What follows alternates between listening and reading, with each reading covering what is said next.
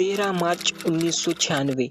पूरा देश आज अपने अपने सभी काम छोड़ के टीवी के सामने बैठा है, क्योंकि आज इंडिया का वर्ल्ड कप सेमीफाइनल मैच है और भारत वर्ल्ड चैंपियन बनने से सिर्फ 2 कदम दूर है। मैदान में चारों तरफ इंडिया इंडिया और सचिन सचिन के नारे लग रहे हैं। भारत का स्कोर 98 पे 1। सब कुछ ठीक ठाक चल रहा था। भारत धीरे धीरे अपने टारगेट के करीब जा रहा था, मगर उसके बाद जो हुआ, Looks as if there's a little bit of a fire started in one of the stands as well. Well, they look to me as if they're coming off the ground. This is sensational stuff. कहानी की शुरुआत होती है दोस्तों 1996 से। भारत, पाकिस्तान और श्रीलंका में Wills world cup आयोजित किया गया था। श्रीलंका तो सिर्फ नाम के लिए था, ज्यादातर मुकाबले इंडिया और पाकिस्तान में ही खेले गए। टूर्नामेंट में 12 टीमों को 6-6 के हिसाब से 2 ग्रुप में डिवाइड कर दिया गया था, जहां भारत के ग्रुप में ऑस्ट्रेलिया, श्रीलंका, केनिया और जिम्बाब्वे जैसी तगड़ी टीमें थी, तो वही ग्रुप बी में Pakistan, New Zealand, South Africa, Netherland और यूएई जैसी टीमें थी। टूर्नामेंट की शुरुआत हो गई, जहां ग्रुप स्टेजेस मुकाबलों में भारत का प्रदर्शन काफी अच्छा रहा। भारत ने अपने 5 में से 3 मुकाबले जीतकर क्वार्टर फाइनल में एंट्री ले ली थी, जहां अब उनका सामना होने वाला था अपने सबसे बड़े राइवल पाकिस्तान के साथ। उस समय की पाकिस्तानी टीम भी काफी तगड़ी थी, मगर भारत ने पहले बल्लेबाजी करते हुए नवजोत सिंह सिद्धू के 93 रनों के बदौलत 8 विकेट खोकर 287 रन बनाए, जिसका पीछा करने उतरी पाकिस्तानी टीम एक अच्छी ओपनिंग पार्टनरशिप मिलने के बावजूद 288 रनों पर ढेर हो गई और भारत आसानी से यह मुकाबला 39 रनों से जीत गया। इस जीत के बाद भारतीय प्लेयर्स का कॉन्फिडेंस 7वें आसमान पे चला गया। अब भारत वर्ल्ड चैंपियन बनने से सिर्फ 2 कदम दूर था। उस समय तक जिस देश में वर्ल्ड कप आयोजित किया गया है, वो टीम कभी वर्ल्ड कप जीत नहीं पाई थी, मगर लगा कि इस साल ये ट्रेंड भारत वर्ल्ड कप जीतकर तोड़ डालेगी। उधर दूसरे क्वार्टर फाइनल में श्रीलंका ने इंग्लैंड जैसी बड़ी टीम को सनय जयसूर्या के तूफानी बल्लेबाजी के चलते 5 विकेट से हराकर भारत के साथ कोलकाता के लिए अपनी टिकट बुक करा ली थी।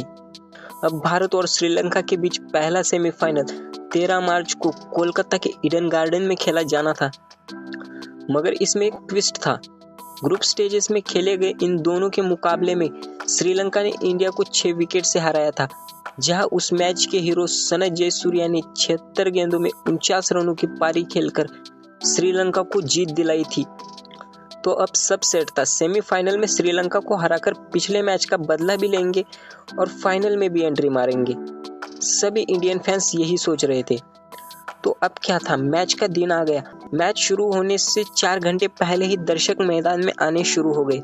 देखते ही देखते टॉस का समय हो गया, जहां भारतीय कप्तान मोहम्मद अजहरुद्दीन ने टॉस जीतकर पहले गेंदबाजी करने का निर्णय लिया। क्योंकि श्रीलंका ज्यादातर मुकाबले टारगेट चेस करते हुए जीता था, तो इस मैच में उन्हें पहले बल्लेबाजी कराकर बाद में टारगेट चेस करने का भारतीय मैनेजमेंट का प्लान था। तो ऐसे में मैच की शुरुआत होती है और भारत को ऐसी शुरुआत मिली कि किसी ने सपने में भी नहीं सोचा होगा। मैच के पहले ही ओवर में श्रीसंत ने पहले कालू वितरणा को मांजरेकर के हाथों और बाद में इन्फॉर्म सनय जयसूर्या को वेंकटेश प्रसाद के हाथों आउट करवा के भारत को ड्रीम शुरुआत दिलाई। श्रीलंका के दोनों ही ओपनर पहले ही ओवर में पवेलियन जा चुके थे, मगर 25 रन के स्कोर पर श्रीलंका ने फिर से अपना एक और विकेट खो दिया, जिसके बाद खेलने आए अरविंद डी सिल्वा ने आते ही बाउंड्री लगाना शुरू कर दिया। उन्हें कोई फर्क ही नहीं पड़ रहा था कि 25 रनों के अंदर श्रीलंका का टॉप ऑर्डर पवेलियन जा चुका है। अरविंद डी सिल्वा और रोशन महानामा ने मिलकर श्रीलंका को 50 रनों के पार पहुंचाया, जिसमें डी सिल्वा का ज्यादा योगदान था। वो 100 से ज्यादा की स्ट्राइक रेट से खेल रहे थे।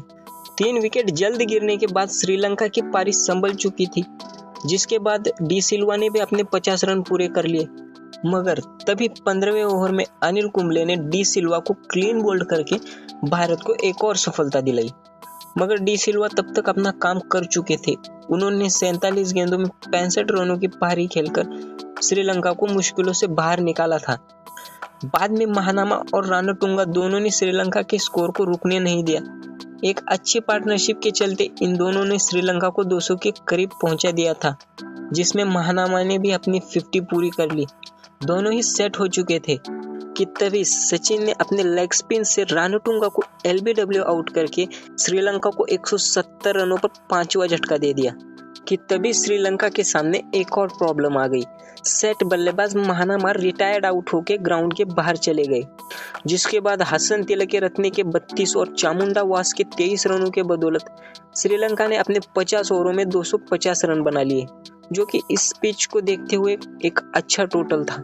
भारत की तरफ से गेंदबाजी में श्रीनाथ ने 3, सचिन ने 2, अनिल और वेंकटेश प्रसाद ने 1-1 विकेट चटकाए थे। यहाँ तक गेंदबाजों का तो काम हो चुका था, अब बारी थी बल्लेबाजों की। तो भारत की तरफ से टारगेट का पीछा करने उतरे सचिन और नवजोत सिंह सिद्धू, मगर पिछले मैच के हीरो रहे सिद्धू इस मैच में सिर्फ 3 रन बनाकर आउट हो गए। भारत ने 8 रनों के अंदर ही अपना पहला विकेट गंवा दिया था, मगर सचिन ने मांजरेकर के साथ मिलकर भारतीय पारी को आगे बढ़ाने की जिम्मेदारी अपने कंधों पर ले ली।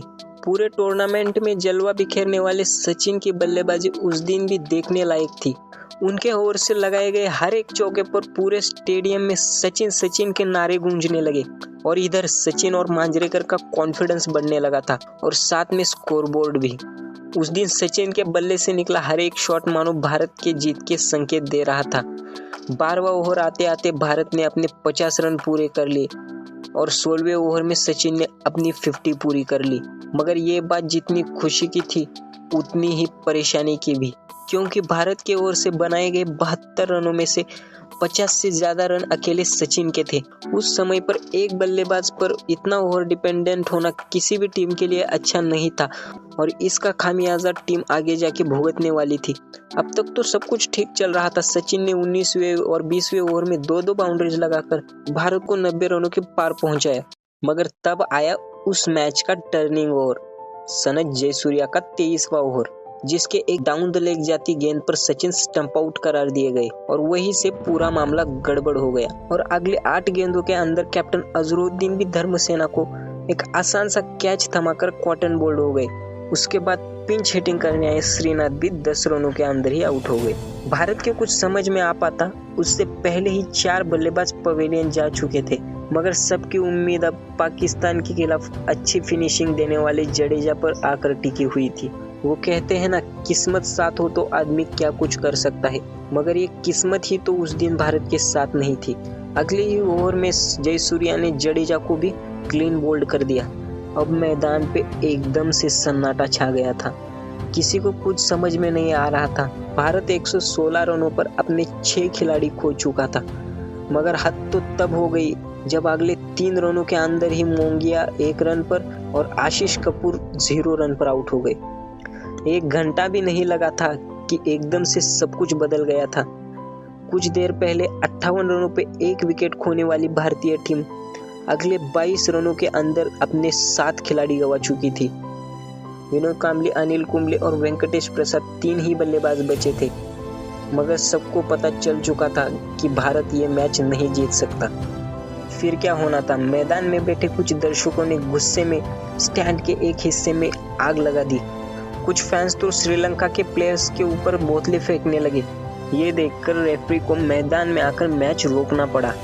रेफरी ने सोचा 15 मिनट बाद सब कुछ ठीक हो जाएगा, मैच फिर से शुरू करेंगे, मगर वो गलत थे।